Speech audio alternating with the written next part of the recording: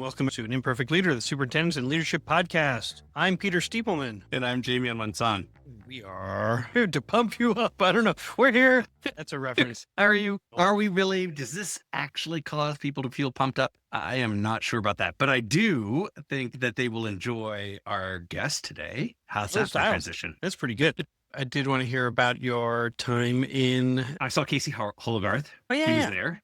And I ran up to him. Lee Loving knows Casey. And so I was like, oh, I want to know him. I want to talk to him. So I ran up to him. He was like, didn't know me at all. Not one idea of who I was. And I was like, oh, I'm actually not, I didn't interview you. Peter interviewed you. I'm the clown on the other side, just talking about what I thought.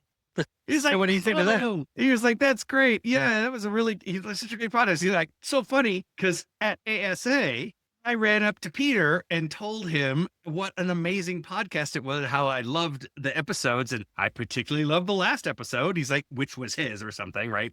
And I didn't recognize him. And yet, not one. You were like, oh, you know what? You should be on the podcast. Oh, for fuck's sake. That's too funny. I'm like, did you tell that to him? He's like, no, I didn't want to embarrass him. I'm like, well, just let you know. I will be using. I'm like, that man knows Casey. So many people. I'm sure happened 1,000 times. Oh my God. Well, now I know why I didn't come to our happy hour. What an honor to meet him. I really was excited to meet him. Nice guy, really nice guy. Yeah. And as you saw Shelley Berman again. Yeah. Got to hear.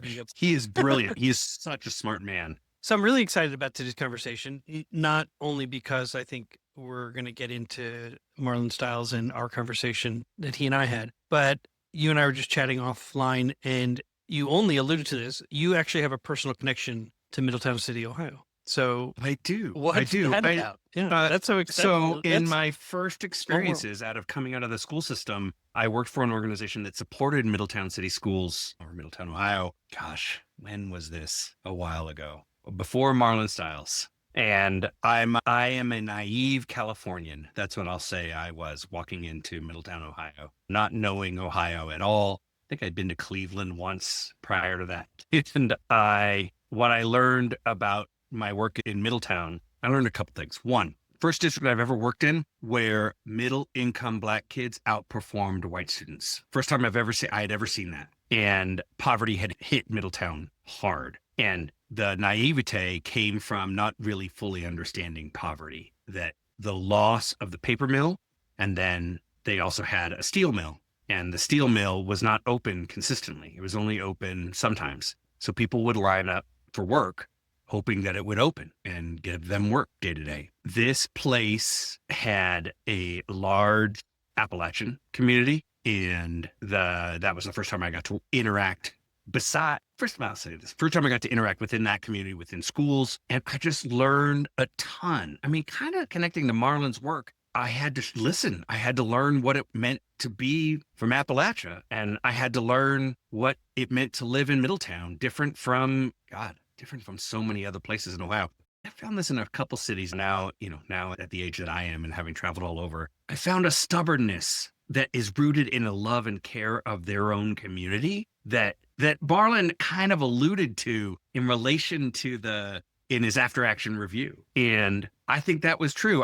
Sometimes I was like, this stubbornness seems to your detriment, but I don't know if it was. It might've been just my naivete, my own limited understanding of the world outside of California. And so that Middletown was a huge learning for me. I feel I'm a changed man as a result of working there for 3 years. I'm a different person. I really am excited to get into this conversation for everyone to listen to it. Marlon is fantastic. And particularly what I really appreciated about him, which you hear from people like Lavelle Brown and Shelley Berman and Scott Menzel, is the reclaiming the narrative around schools. Yeah. And so he talks about, and I want people to listen for it, is about like this bragging culture. And this is what I'll say about that as we go into it. I really believe that superintendents are like a three-legged stool. The first leg is the CEO. And so we'll get into that, I'm sure, because the CEO of a big organization, all of a sudden I had 3,000 employees, right, when I became superintendent. Right.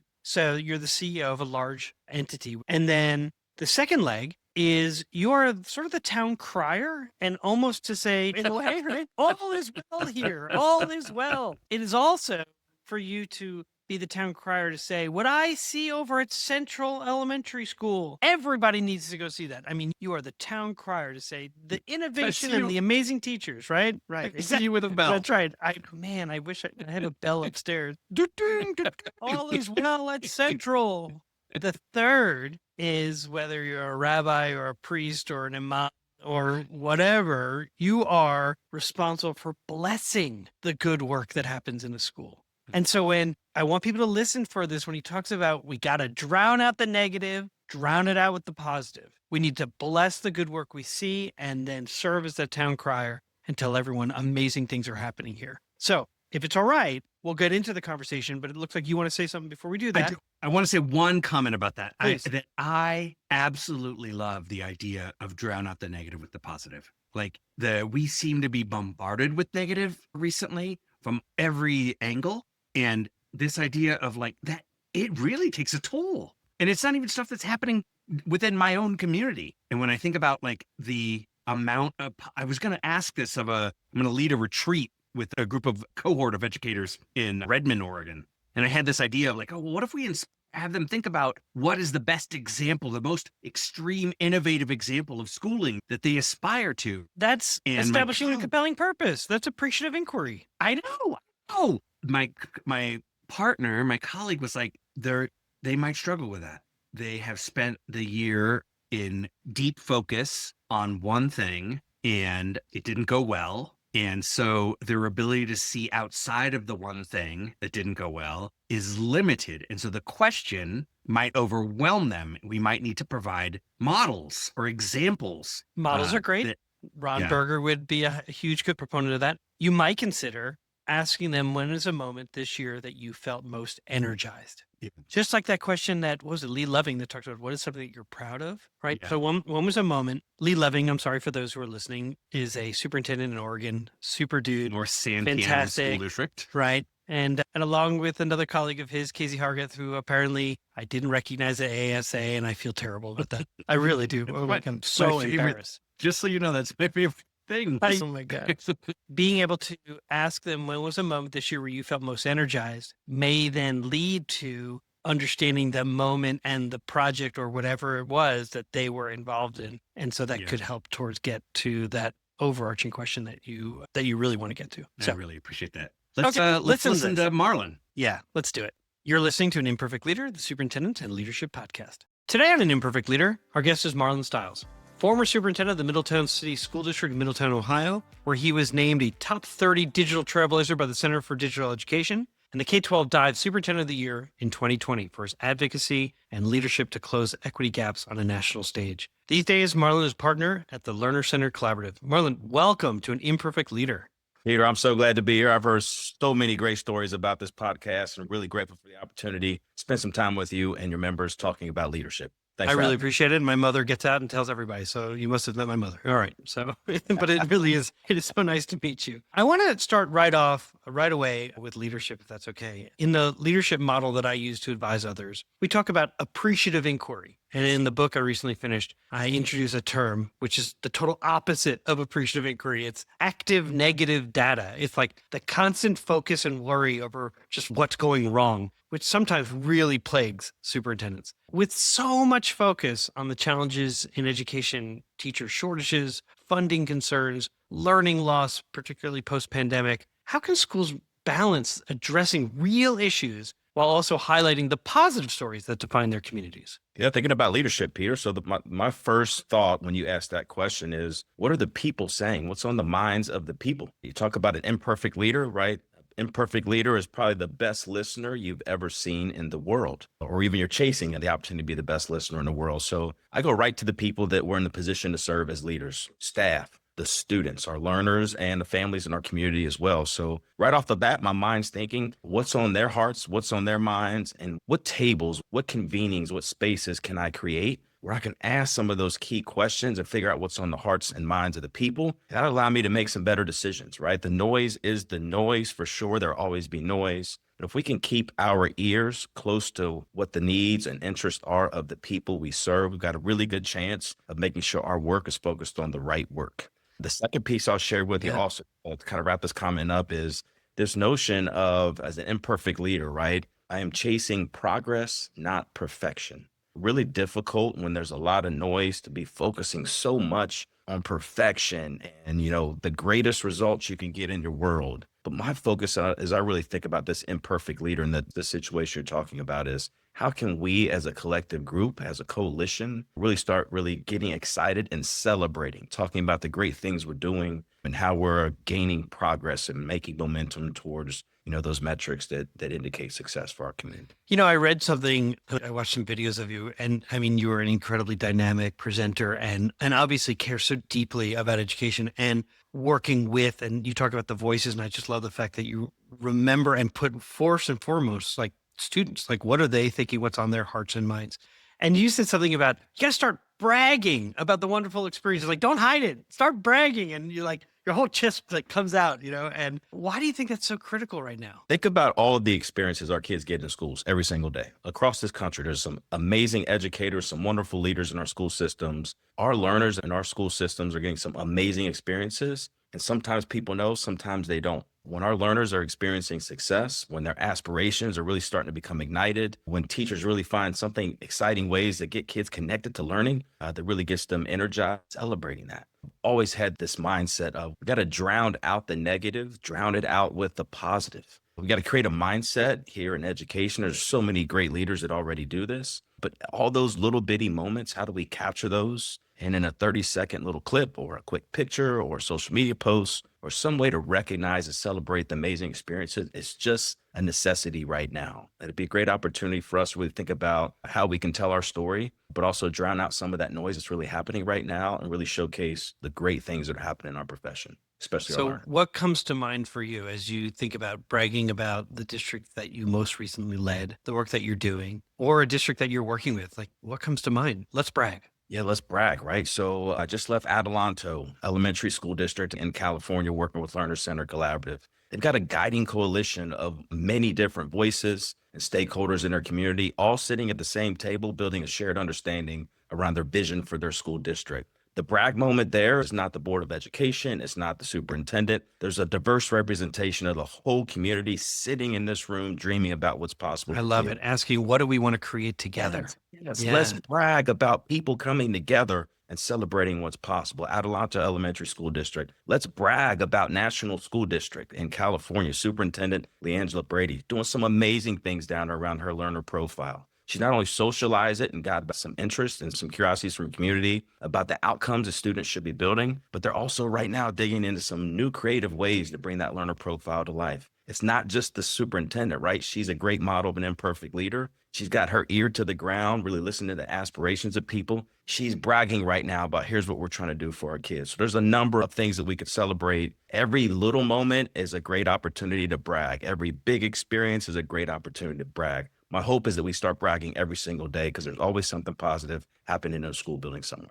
Yeah, it's interesting because typically you ask someone, tell me about the state of education, give it a letter grade, just like a report card. And they go, a D. They go, well, tell me about your own community, like where your kids go to school. Oh, A. And most people really do actually believe that education in their own communities is superior. And I do believe, this is what really attracted me to wanting to talk to you, is because if we were to be able to brag universally about the good things that are happening, even those small things, like you don't have to hide it. Like, what are you doing? Like, let's really do it. That may begin to sort of shift the sort of impression or the narrative that people have around public education in our nation, because they believe locally it's all good. So if they can see that their neighbors are also experiencing great things, A, we get to share new ideas with each other. We get to maybe adopt some promising practices, but also recognize that there really is, public education is a promise that we make to our kids and to our communities, and that it's a really amazing product. Absolutely. In Middletown, when I was superintendent there. Yes, please tell me. Hashtag Midi Rising every day, all day, right? Everyone had the permission. They were empowered to capture a moment and celebrate something positive.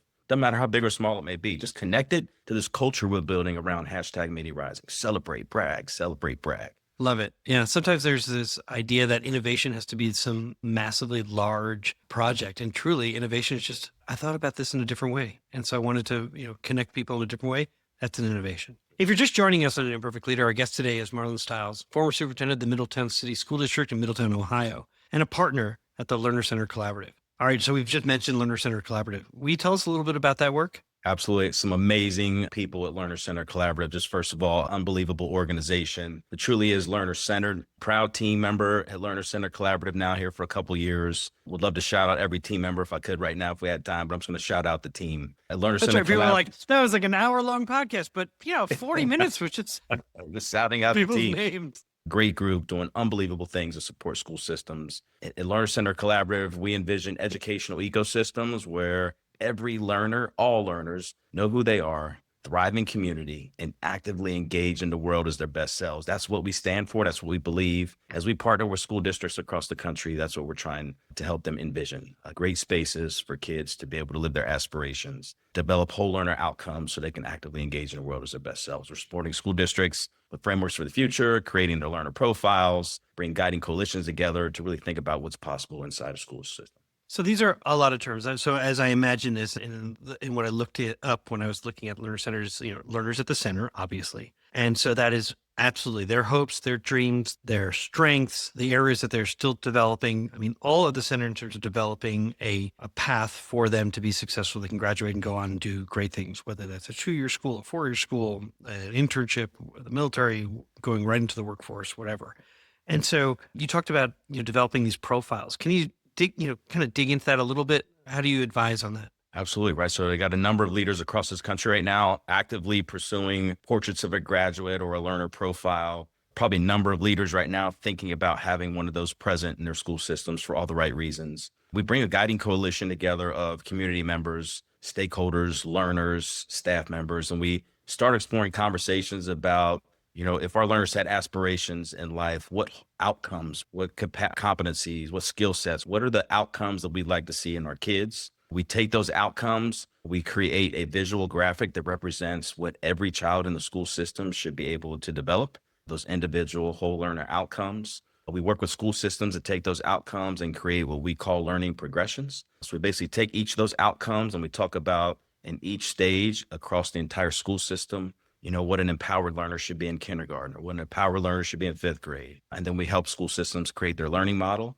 identify some big moves so that those outcomes can really start to come to fruition for kids in those learning spaces. It's a great model. If you're interested, we'd love to talk a little deeper about that offline if that's something you're interested in. Yeah, or certainly I will make sure I ask you at the end to how can people find you if they want to talk about that, or just in terms of meeting you. And because I know you do motivational speaking and being able to sort of kick off school years, end school years, have people really think about their role in school. So I won't forget to ask you at the end. So I've gotten to know some of the leaders at ISTE, and they really are some incredible educators. I know that you've had some coordination, or at least have crossed paths with them. Under your leadership in Middletown City Schools, you received the ISTE Distinguished District Award in 2019. And I'm curious how this recognition might have affected the district's approach to integrating technology in the classroom. And then you just spent a little bit of time talking about the Learner Center Collaborative and building where you want to be and then steps along the way to get there. So I'm kind of interested in what were those sort of lasting impacts that you observed in your own school district? Yeah, to really lean into the Learner Center Collaborative terminology here, we work with districts to identify big moves. One of the big moves that I had as a superintendent, and this was a committee, it's not Marlon's taking ownership of this, but one of the big moves that we had was we really wanted kids to be able to engage with technology as they were going through different learning experiences. Specifically, what I highlight today is this question that you have. For me, it was about capacity building, the move that we made to focus on our educators being able to effectively have technology present in their learning spaces so their kids could really demonstrate what they knew and were able to do. What did that award do for us in Middletown City School District? It was great affirmation. One of the big moves we had at the time, ISTE had just released their ISTE certification for educators. We sent 4 teachers right off the bat as an affinity group to really pursue that certification with a number of supports. Step number 1. Step number 2, we wanted to really make a commitment that we had an ISTE certified educator in every single one of our school buildings. It was a very big, bold move that we made. We doubled down on our strategy and our structure for professional development. We created supports internally for those staff members to be able to pursue the certification in the school year. Move number 2. Move number 3, to kind of close this out, move number 3 is we really wanted it to inspire some new thinking in our educators about the types of experiences we could provide our learners. I'll give you a couple examples. We had an art teacher step up to the plate because he was so inspired about what technology could offer kids that he proposed a virtual reality course through art. Not because we asked him to, because he was inspired by, the presence of technology and the types of experiences kids were getting. He found some inspiration there. So we ended up with a VR class that we built ourselves. Oh, Inspired cool. folks, right? We ended up finding kids who were playing video games in a classroom on a Monday afternoon in an English classroom. Talk to the kids. They were saying, we don't play football. We love playing video games. Next thing you know, we have inspired staff members hearing about what the kids need. They've got this great background around how to really integrate technology. You look up, we have an esports team. Last but not least, what I'll share is the last big move we made, just kind of close this question out, is capacity building always first. And we focused on our leadership, period. We went through a digital leaders boot camp for 5 straight days with all site and district leaders. This was the biggest move we made because we had instructional leaders on the ground. As we rolled out these really big, bold, big moves around technology in the buildings, our leaders were armed and had great capacity to be able to lead the charge. So it was a great event. And I really got a chance to celebrate the staff for all their hard work. Yeah, I mean, you're really describing a very clear systems thinking approach, starting with how do you build capacity with your 4 ISTE certified individuals and that is an impressive, I mean, that's no joke that program is, I think it's 10 months. It is regularly evaluated. You have work to do. You work with each other. To come back and influence their own individual buildings really speaks to, we didn't just buy technology and say like, well, I hope it works, but rather like we're going to provide super users in your building who are going to get supported by us, who can then influence others to, aspire to other types of things. So I don't know if the art teacher was one of those 4, but it doesn't sound like that person was, but they went and ran with, a VR, program or a curriculum because they were inspired by their own colleague who said, how can I support you in your work? And then you didn't just leave it there. You said, okay, but I also need to make sure that our leaders, who often are not in the everyday teaching and learning piece as much as they want to be, have the skills that they need to continue to support that cultural field that's going to embrace technology.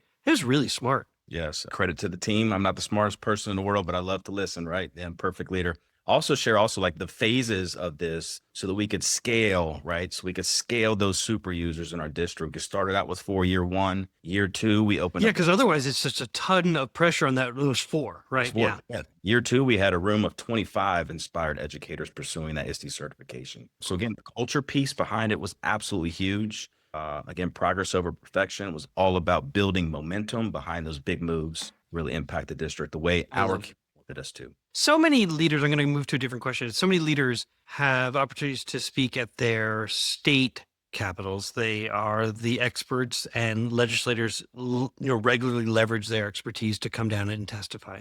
I read that you testified at the federal level at the U.S. Congress advocating for access and opportunities for students. And I'm curious, this was in 2020. Can you share insights from that experience? Yeah, would love to. First of all, I want to thank Tom Murray at All for Ed for the opportunity to really advocate for education in that particular moment. It was definitely tense, but I needed to really celebrate my man, Tom Murray, who does some amazing things for educators and kids across the country. So if you get a chance, check out Tom. Sounds like he might be a good podcast guest. Sounds like he might be highly recommend. Yeah. All right, Tom, you're listening because we're going to tag you. You heard Marlon tell you. Tom's got a big heart for people, a big heart for kids, and a big heart for educators. That experience was unbelievable. All for Ed presented the opportunity. They had a team that was there to really talk about what was needed at the time. They had some research that was available. And we really sat down and talked about what message did we want to offer the Congress at the time around some of the needs for education. Now think about the timeline for this. This is right when COVID hit. So, we were all sitting at home trying to figure out what the people need. The experience itself was very unique. My favorite part about it is I had a chance to connect with some families in our community and hear their stories. What are you experiencing as a family, as a parent, as a learner in this new environment where you're sitting at home learning? Did I have opinions about what I thought was needed? Absolutely. And you probably had some too, Peter, as well as the listeners. But I wanted to really offer Congress the perspectives of our learners and our families and what they were experiencing and what they were asking for. We're able to couple that with some of the research and data that All for Ed had at the time, put together a pretty unique message to be able to offer Congress. I will say I love speaking in front of people. I talk way too much, but I tell you that day, my heart was pounding in my chest when I got on camera. Yeah, what an awesome responsibility, not just because you're representing you're carrying the stories of families who have trusted you to carry them with integrity. That had to be There's a whole heightened level of intensity in that. Yeah. Yeah. And You at said the the time, cameras were in front of you. What? You're just like, just oh, sitting on Zoom, right? We're in the middle of COVID. So he was just sitting in front of this camera. It's just you, but you're talking to some very important yeah, people. yeah. Message you're carrying it is pretty massive, but it was a great experience. I love being able to advocate. I love hearing what people need and finding the courage to say it to the right people to see if we can get those supports and resources. So yeah, great experience. Very grateful to Tom Murray and All for Ed for the opportunity. More importantly, I'd really appreciate Congress at the time. I mean, we had some heavy items, some recommendations around funding to support some of the needs at that particular time around COVID, but just their willingness to be present and listen and approach the conversation in a curious mindset really allowed us to have some productive conversation. I'd like to ask you a question that I ask all guests who come on the podcast. How does the term an imperfect leader resonate for you? Ooh, how does it resonate? I love it. First of all, it gives me a couple things to just stay connected with. Number one, I would say it resonates with me, and it offers me a mindset to really lead in a couple different ways. Number one, lead with humility, right? Recognize that I don't have all the answers, and I'm always going to be open to learning from those who I serve, not just those around me.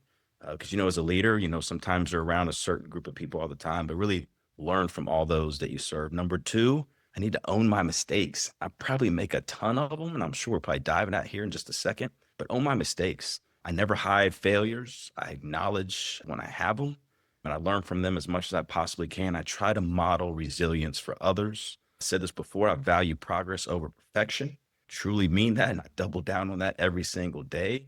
I know we're always trying to build the perfect conditions that need to be present for learners to be able to actively engage in the world as their best selves, but sometimes we need to focus on making progress and building momentum in those conditions so that learners can thrive. I'll give you two more here, and then I'll see what you think. I would say it reminds me an imperfect leader elevates others all the time. All right. That's not for personal gain, but to always empower and uplift those around us, right? You talked about that ISTE award, but that was all about the staff. So always elevating others and being there when they need. And last but not least, I'll say an imperfect leader resonates with me because it reminds me to navigate uncertainty with confidence, right? Understand that leadership is about making the best possible decision with the information that you have, and that the path is sometimes unclear, but we have to be in the moment and with confidence digest that information and try to get us going in the right direction as best we can. Imperfect leader. We're back for segment 2 of An Imperfect Leader called Imperfect Leadership in After Action. My guest today is Marlon Styles, former superintendent of the Middletown City School District in Middletown, Ohio, and a partner at the Learner-Centered Collaborative. And in this segment, we ask our guests to deconstruct a decision that they made, and then we just talk about it. So, Marlon, what happened?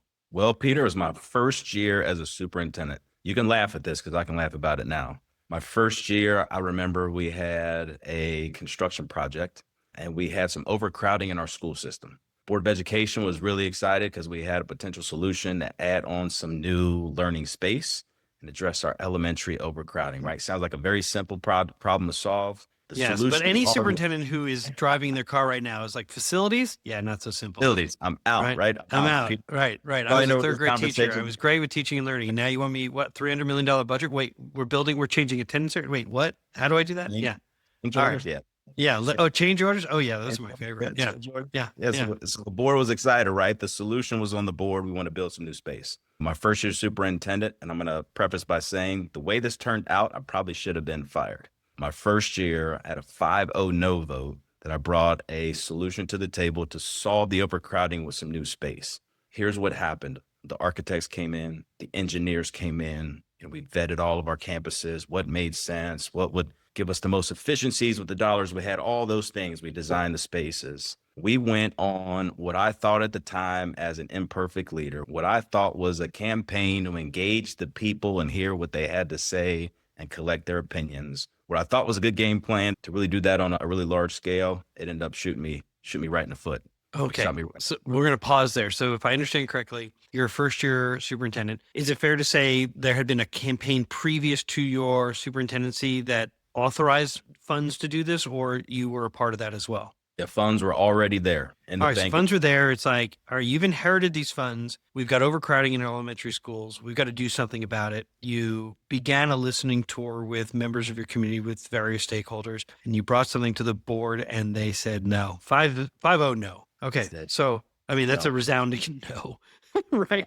So what got overlooked? What happened? So we had some community sessions, and this is where I try to slow my thought process down because here's where I failed. We went to several different places in the community, great two-way dialogue, captured a lot of insights. We went to one school building, the school building where we were planning to propose to the board that we offer this new $10 million space, really beautiful place. In that meeting, it was the one space where there was opposition, no interest. Please don't bring the project here. The opposition showed up. We received the opposition in the moment.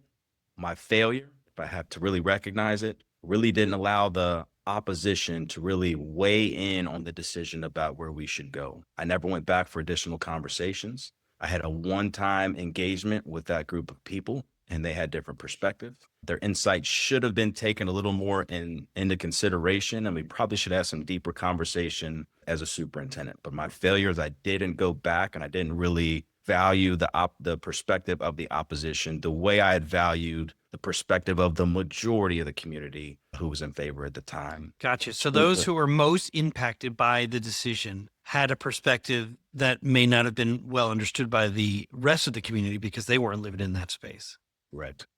What did you learn about relationships? What I learned about relationships, I'm going to steal what my good friend John Malloy taught me several years back. John would say, Marlon, he goes, sometimes you have to stand or be willing to stand in the fire, but you don't have to become the fire, right? What I learned about those relationships is I became the fire because I did not have very strong relationships with some families in that community that would have allowed me to double down on my willingness to listen. That's interesting. Yeah. For those who are new superintendents who are aspiring to be supes, you're having these really difficult conversations, but they don't know your heart yet, right? Yes. Because you're in your first year. They don't know you yet. Yes. Yeah. So the relationship for me was very key. And what I learned in that particular moment, I leveraged it at a later time in my superintendency. And I was very present, standing in the fire, listening to some different perspectives around a different topic. Really listening allowed me to think about a better solution, and we ended up being successful in that route. But this one time, I did not value the opposition's perspective. I chose to bring something to the board that it just made sense. We had a lot of information.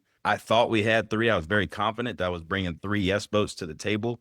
And in that conversation, in the middle of the board meeting, the board flipped and said 5-0 no as a first. Yeah. I imagine also, with so many of us, we have to whip up the vote. So I was in a 7-member board, and often I'd say, okay, I just need 4 votes. On something like this, you really want closer to a 5-0 or 4-1. 3-2 means you're kind of limping into the decision and nobody's happy. I just offer that as at least my perspective for those who are listening. Do you have a similar sort of thought as you continue to progress in your own superintendency that a 3-2, you're victorious, but you may not win in the end? Yeah, the stubborn side of me came out, right? The inexperienced side of me came out. Again, not valuing different perspectives really started to showcase as a deficiency, and really showcasing maybe a little more patience. Might have we allowed this to be a very different outcome. Did we eventually get to where we needed to be? Yes. But that lack of patience of I've got the information, I've made the right decision. We need to go. But you were frustrated in that moment, right? You've got this mandate from the board. You got this real issue. I'm sure you're hearing from much of the community. We're overcrowded. We've got to do something. Yep. And we don't have time to keep talking to people. That must have been frustrating when the only opposition was from the actual site you were going to do the work. And sometimes to take that pause and to step back and then say, okay, so, what are your concerns? Or what is it that you want for children? Or, because I imagine part of them are, well, you're going to build this addition. It's going to bring more children to our school. Our playgrounds aren't big enough. Our cafeteria isn't big enough. It means that art will have to be in a cart, maybe, all the kinds of things that they're talking about, right? That may be unfounded, but are real concerns for them in that moment. Our older classrooms are not going to get renovated, but you're going to bring in this new space. So who gets those spaces? You're going to create an issue for us.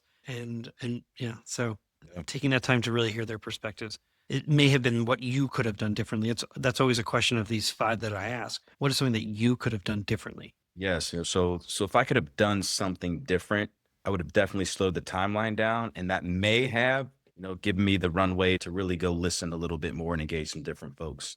If I would have had the courage to say maybe this space won't be ready on day 1, but the courage to say our staff is amazing, the staff members in that building would be amazing, and if we had a mid-year transition, right, our staff is that great that we could have pulled that off. Oh, that's really powerful. I'll do it all over again. Timeline. I would have slowed the pace of this decision down completely. In the end, what was something that was good that came out of this? You've had a wildly successful career. You're looking at year one. These are the years that we make. We have a honeymoon, so we can survive those mistakes, but they certainly they sit on our hearts forever, and we think about them all the time. And so, but the project, I assume, got done at some point. So that must have been something that was good that came out of it. But what else? What was good that came out of it? Two things, if you don't mind, real fast. Oh, Number I one, love it. Yeah. two things that came out of this. Number one, we had set the stage of the importance of having a learning model, the importance of having a vision for how learning will happen, and not allowing the architects to design a space. And then we build a space, and then we have to figure out how to use the Oh, space. I love it. So starting with your end users, who are the users? Yeah. Yes, right. So we had teachers sitting at this table, site leaders sitting at this table, dreaming up these different learning experiences. And then I think it was about a 6-week pace, the architects were coming in behind. And then this group was inspiring some of the ideas from the architects. That's number one. Marvelous. Yeah. Number two is something that probably no one ever saw in my 6 years at Middletown City School District. This one situation that got a 5-0 no vote, it caused our team, as we went through the process of finding a decision, it caused us to sit down and look at each other and ask the question, what do we believe? And we had to make some decisions because we knew there was opposition. We knew we were walking into that board meeting facing some opposition, a potential no vote. But walking into that meeting, our team had to sit there and get real. I mean, real about what we believe in and make a decision that we felt was best for kids. We stood in front of the board. We offered that position around what we thought was best for kids, what we believed in. Even though it didn't turn out our way, it brought our team together. And for the next 5 years, we had 100% alignment. And what we believed in our hearts and minds was good for kids. We knew what we stood for. We had values and behaviors, and we had one single voice in that team as we went out and really served the community. That's very powerful. And I imagine your board started to see that too, and their votes started to reflect a confidence in you and your team. Absolutely. Absolutely. Yeah. A lot of learning there about how to really position certain big conversations, big moves, but how to put the board in a good spot to make decisions based on the information. Because it's never good publicly to have a board go 5-0 no on your superintendent. It starts to begin to feed a narrative of, oh, they're at odds with each other. And so you want to enter a space. Sometimes you get criticized of like, well, they're just a rubber stamp. No, we've done our job well because it means that we've had all these conversations leading up to it, public and sometimes one-on-one, to say, how can I make sure that we're meeting your needs and meeting the needs of the community that has elected you to be our board so that you feel confident voting yes when it comes to that time to go for a vote. So I don't think 5-0 votes in your favor are a rubber stamp if you've done your work well, because then there are no surprises. That was a 5-0 no surprise, and that's unfair to you and to them. I think the most important piece to this, again, I take 100% ownership of this, having pushed the pace of this decision so much and the outcome we had and the delayed timeline for the solution, it just put more stress on the teachers who were in overcrowded spaces.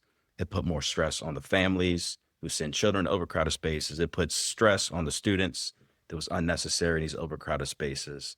So looking back on this, had I had the perspective to really value the voice of the opposition, I would have a different perspective, and it really would have pushed me to slow this down so we had this done the right way. But yeah, that makes a lot of sense. Okay, so my last question is, what advice would you have for an aspiring leader? And what I'd like you to do, since I'm inviting you to do it so it doesn't seem, self-serving, I want you to tell people how can they get in touch with you? Because I think one part for an aspiring leader is to have that thought partner, that friend, that somebody who understands and gets it. And so how can they get in touch with you, either in terms of the professional work that you do with the organization, with Learner Center Collaborative, or in terms of just, your end of the year kickoff or the beginning of the year kickoff, the end of the year reflections, those types of things. So what advice do you have for an aspiring leader, and how can people get in touch with you? Yeah, advice that I have for an aspiring leader. If I had to go back and do it all over again and talk to myself, you see the little gray hairs in my chin right here. So it's been a while, but it's been a while since I've been in the game. But Peter, if I had to give some advice to aspiring leaders, I would say just this one piece. And there's a lot that I would give, but today I just want to share, when you first get into the job, what I experience is that sometimes people push us. The system pushes us. The culture of education pushes us to do the job a certain way. I would encourage aspiring leaders to really self-discover, look internally, and figure out who you are as a leader and do the job your way. Right? I love to talk. I am high energy. I'm a big culture person, always trying to elevate other people up, pouring into people as much as I possibly can. So as a young leader, young aspiring leader, whoever you are and however you believe you need to lead as your authentic self, to really inspire those that you serve. Do the job your way.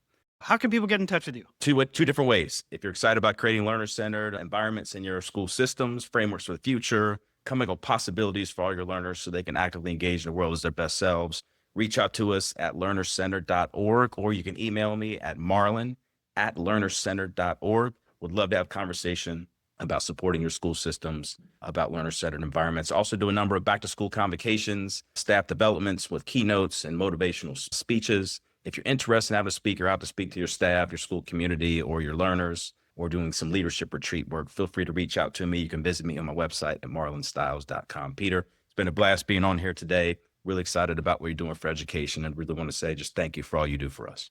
Well, thank you. And our guest today was Marlon Styles, former superintendent of the Middletown City School District in Middletown, Ohio, and a partner at the Learner Center Collaborative. And a couple of the things that I just wrote down as you were talking: lead with humility, lots of listening, notice the noise, but don't succumb to it. Really brag about your school district. Put students at the center.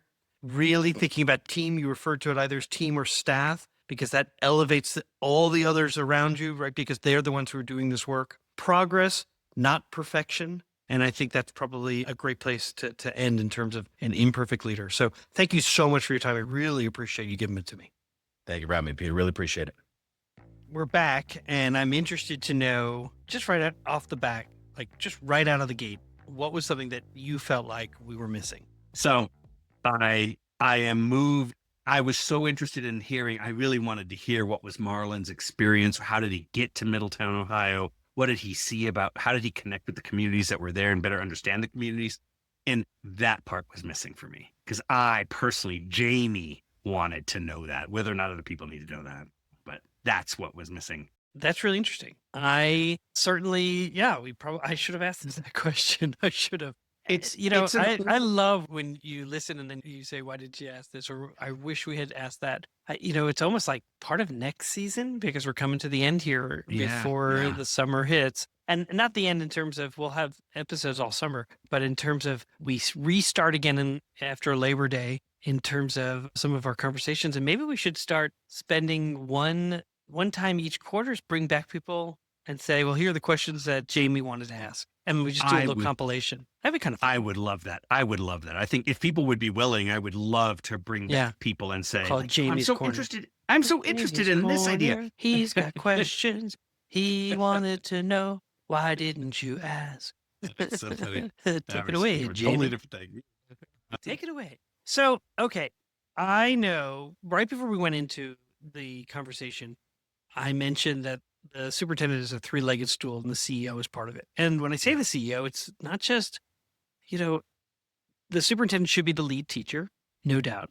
And then all of a sudden they're in charge of finance. I mean, of course you have finance directors and you have assistant superintendents or a CFO. Yeah, you have help. You have an audit that is done each year. You have a finance committee. You have all these great resources.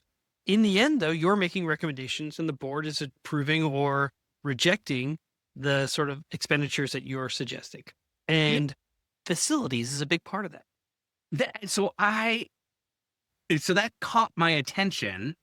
And as someone who, again, back to, I've never been a superintendent. When you said you both were laughing and you made an offhanded comment of like, was a teacher. I may know something about teaching and learning. I don't know anything about a $10 million building. I was like, that's such a big aha for me of how many superintendents probably walk into that situation, not realizing that they have project manager sign-off powers to decisions that are, I mean, the first sort of change order that you're recommending to the board to approve, and they're asking questions like, so is this an oversight? Was this a mistake? Was this, and you're going, well, actually, we started this project 2 years ago and now we're ready to build and that product doesn't exist anymore. And so we're asking for this change. But you had board members start to say like, well, these contractors, do they know that? Then you become like, you're investigating. Like, what do I know? Exactly. Do you remember who was that? God, that makes me think of our past guest, a past superintendent who talked about the same issue, a facilities issue with HVAC. Air quality stuff, yeah. Yeah, and how there was a mistake made and his strategy was that's like, right. It was going to go, is everything ready? It's all Teach. ready. And they're doing the inspection with their union president and they discover, no, they're not ready. Yeah. Exactly. And I'm like, oh my goodness.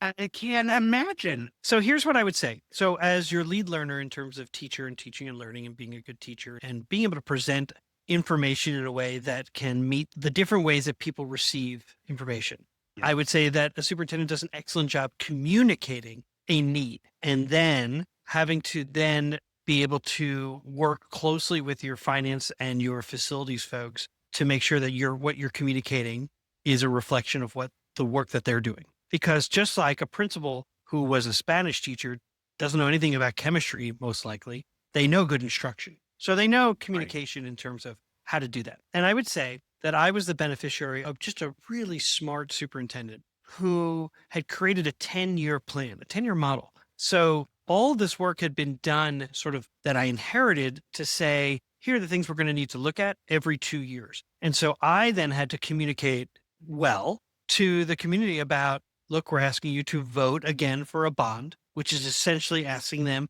to use their homes as collateral. You're essentially asking for a mortgage to be able to build this $18 million elementary school or this $70 or $80 million middle school. And then you have to leverage your relationships with county and city as you're selecting property to then make sure that it is property that they can get behind, because you have to talk about traffic studies and what's in that land and environmental studies, and all those kinds of things. Then I loved learning. And it's sure I giggled because it's like, wow, I know language acquisition. Like that's what I taught. But that was a fabulous explanation. Fabulous. That was a fabulous explanation for Jamie, where Peter and Jamie seem to have not only the same voice, but a similar brain in terms of how we understand metaphors and examples. But the reason why I love it so much is there's this like content expertise, right? You have some content expertise that you could apply in those areas. But here you're talking about skill expertise. You've got some skill expertise in communication. And so the content, I talk about this all the time as a coach, communication and relationship, because you also know what people value and what's important to them. So when you're going to your community to say, will you please approve this $90 million bond? That's not going to raise your taxes, but it is going to extend the payments that we're going to make for now another 20 years, another 30 years. And so you have to put in there items and projects that will speak to what the community values. And in my community, athletics and activities and the arts were important. And so athletics, I was like turfing everything. Everybody wants a turf field, for the practice fields and this field and that one. Well, we would also make sure we striped it so the marching band had a real place to practice. And so all those kinds of things become a part of it. I think what you're saying resonates for me because I think that's why Marlon and you were strong superintendents. You're both enthusiastic communicators, enthusiastic relationship builders.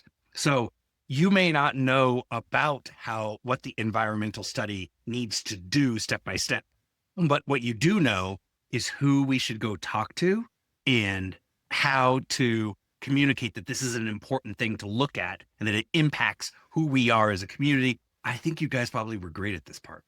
Really. I enjoyed it. I really enjoyed it. Although I would say that sometimes it was exhausting because also you're negotiating. Everybody is asking their community for money. If it's the fire department, it's the library, it's the city hall, it's the police, it's, so you think about all the taxing entities and they're all asking. And so you risk voter fatigue. And so you come together to say, okay, we're going to go this year, then we're going to stay quiet for a year. And then so here's our 10-year plan. We're going to come back every other year. Yeah. And so Parks and Rec know when they're going for their tax. And so that we're quiet. Yeah. And so all of those kinds of things. And then Parks and Rec is smart because they'll put something on their tax that says, and each year we will build 1 or 2 school playgrounds. We will either refurbish, renovate, rebuild. We have a certain amount of money and the schools will help guide us on where they want that. And so then it becomes, oh, good. Look at all these systems that are interacting and working together, not in isolation. I love this. Isn't that cool? This is riveting to me. Yeah. I mean, that was a lot of hard work. It was good work. Let me just turn back one more time before we finish for today. Something that Marlon, I think, ought to be recognized for. And I know that you asked me off air to just maybe talk a little bit about what ISTE is. Yeah, I would love to. Never heard of this thing. What is that? Yeah. So And the what makes it international- rigorous? Yeah. So the International Society for Technology and Education, and they really, in so many ways, are the gold standard when it comes to integrating technology in schools. And so as superintendent, at the advice of our media specialists and the director of media and technology, they would both really urge me, and we authorized in their budget for them to be able to take their professionals to annual conferences, regional conferences, and to be able to learn about integrating technology in a meaningful way, not just substituting, oh, well, instead of a overhead projector, we're going to use a smartboard. Like, okay, like how are we going to actually meaningfully use these in projects? And so it is a rigorous certification process if you go and get ISTE certified. And so just the fact that there are teachers all across the nation who really become super users in their buildings. So the fact that Marlon was awarded a distinguished district award, that his district was the recipient of, that really speaks to not just Marlon, but all the incredible people he got to work with. And so I just felt like that was important. And then it sort of led me to, sometimes people will say when I ask, what advice do you have? And they give advice and you're not sure if they mean it. They're saying all the right things. But I really felt like when his advice, I found it was profound. I mean, here I wrote it down: self-discovery, look internally, and figure out who you are as a leader, and then do the job your way. And I thought that was important because he was talking about actively engaging your school community and the world as your authentic self. We take over for people and we try to carry on their good work. And sometimes we try to be them, and we have to realize we have to be ourselves and lead I think I mention this each week, but lead with that empathy and lead with that compassion and be that human-centered leader. Will you say the three things again? Self-discover, look internally, and figure out who you are as a leader. That part, he named it as three things, but that part is not flippant. It's not just a statement. Like self-discovery is maybe the purpose of this entire podcast. Persistent, disciplined self-reflection over and over. One of my favorite things about seeing Casey Hallgarth and why I thanked him so much and why I think he's great, is he was open to talking about his own failures. And it's in that. And I know that's hard. And I know that puts you at risk. And I'm saying that there is freedom in your ability. You learn so much more when you're able to say, yeah, man, I really messed that one up. It's my favorite. I just love it. Well, Jamie, I think we're at the end. Yeah. I have to think about. Thank you for having him. He was really a 5-star guest. In fact, 5 stars might be the best way to express your gratitude, to express your interest. We are getting so good at Jamie's smooth Corner, transition. give us 5 I don't think stars. anybody's noticing that we're yeah. even working it in. It doesn't. So it smooth. comes off. Yeah, So if I hadn't smooth. said anything, people Good. would have just subliminating. No. Oh, boy. Man. All right, listen. You've been listening to An Imperfect Leader, the Superintendents and Leadership Podcast. I'm so happy that you give us some time each week. And Jamie, I will see you next week. I'll see you next week, Peter.